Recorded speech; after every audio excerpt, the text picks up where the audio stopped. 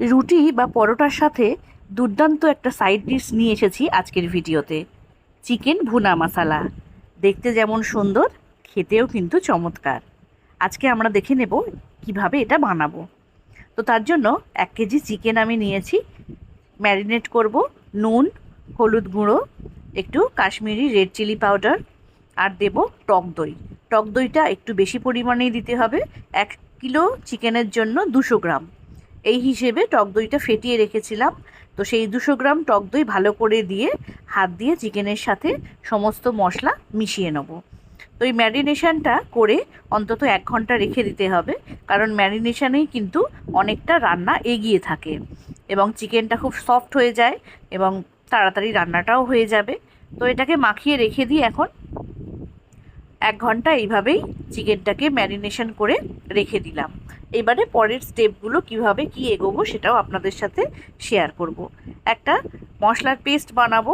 তার জন্য 2টো টমেটো নিয়েছি কুচিয়ে, আর নিলাম আদা কুচি, আর নেব রসুন কুচি, আর কাঁচা লঙ্কাটা আপনাদের টেস্ট অনুযায়ী।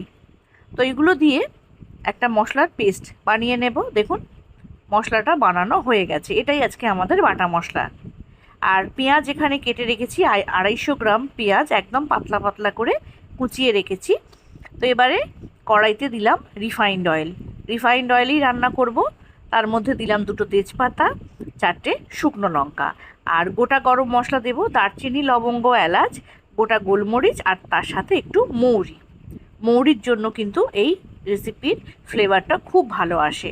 তো সব কিছু দিয়ে একদম লো ফ্লেমে মশলাটাকে একটু ভেজে নিলাম। এবারে কুচনো পেঁয়াজটাকে দিয়ে দেব।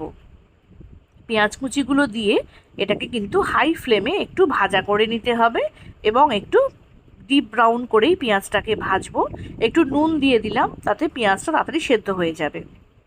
তো দেখুন ঢাকাটা খুলে আপনাদেরকে দেখিয়ে দিলাম, পেঁয়াজটা কিন্তু ভাজা হয়ে গেছে, আর দেখতেই পাচ্ছেন কতটা ব্রাউন করে আমি ভেজে নিয়েছি।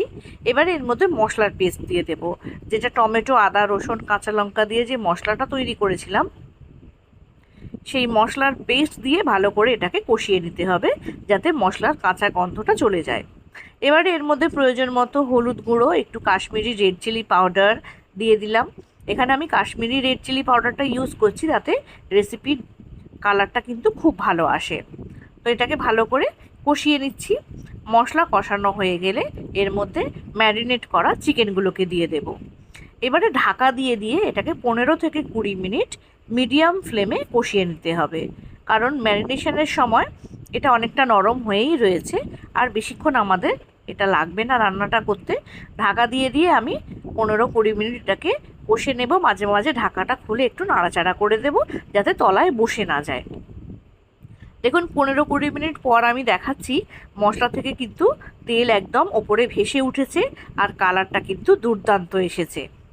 তো এইভাবে 15-20 মিনিট কষানো হয়ে গেছে, সমস্ত মশলা থেকে গন্ধও চলে গেছে। এবার একটা গুঁড়ো মশলা দেব।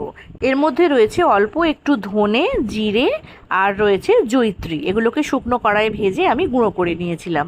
তো সেই গুঁড়ো মশলাটাও এর মধ্যে দিয়ে দিলাম, আর একদম শেষে একটু ধনেপাতা কুচি দিয়ে এটাকে স্ট্যান্ডিং টাইমে 2 মিনিট রেখে দেব। তাহলেই কিন্তু আজকে আমাদের এই চিকেন ভুনা মশালা একদম রেডি হয়ে যাবে। কোনো রুটি পরোটার সাথে কিন্তু সাইড ডিশ হিসেবে এটা ভীষণ ভালো যায়। একবার বাড়িতে ট্রাই করে দেখতে পারেন। তো আজকের রেসিপি একদম রেডি টু সার্ভ। এবার এটাকে সার্ভ করে দিচ্ছি। আর যদি রেসিপিটা ভালো লাগে তো অবশ্যই একটা লাইক করে দেবেন এবং বন্ধুদের মধ্যে প্রচুর প্রচুর শেয়ার করবেন, যাতে অনেকেই ভিডিওটা দেখতে পায়। আর যদি ভালো লাগে তো চ্যানেলের পাশে থাকবেন, চ্যানেলটিকে সাবস্ক্রাইব করে নেবেন। যদি পেজ থেকে দেখেন তো পেজটাকে ফলো করে নেবেন, আর যদি ইউটিউব থেকে দেখেন তো চ্যানেলটিকে সাবস্ক্রাইব করে নেবেন। আজকের ভিডিও এখানেই শেষ করছি। সবাই ভালো থাকবেন, সুস্থ থাকবেন।